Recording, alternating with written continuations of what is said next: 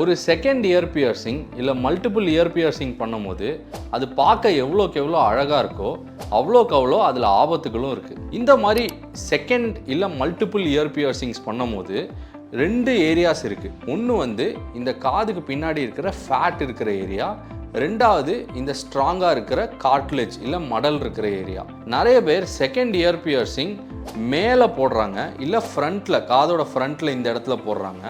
இந்த இடத்துல போடும்போது இன்ஃபெக்ஷன் வரதுக்கான வாய்ப்பு ரொம்ப ஜாஸ்தி. ஸோ இந்த செகண்ட் இயர் பியர்சிங்னால வர இன்ஃபெக்ஷனை கம்மி பண்ணுறதுக்கு நான் சொல்கிற இந்த 3 டிப்ஸை ஃபாலோ பண்ணுங்கள். ஒன்று, இந்த செகண்ட் இயர் பியர்சிங்கை இந்த ஃபேட் இருக்கிற இந்த ஏரியாவில் போட்டால் இன்ஃபெக்ஷன் வரதுக்கான வாய்ப்பு ரொம்ப கம்மி.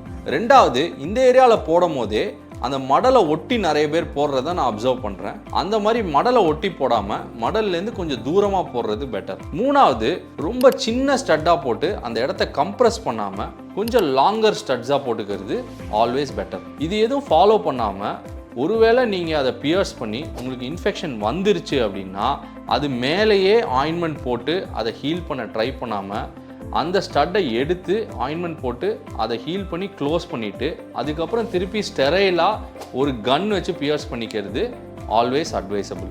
செகண்ட் இயர் பியர்சிங் பண்ணணும்னு நினைக்கிற இல்லை பண்ண போகிற உங்கள் ஃப்ரெண்ட்ஸ்க்கு இந்த வீடியோவை ஷேர் பண்ணுங்கள்.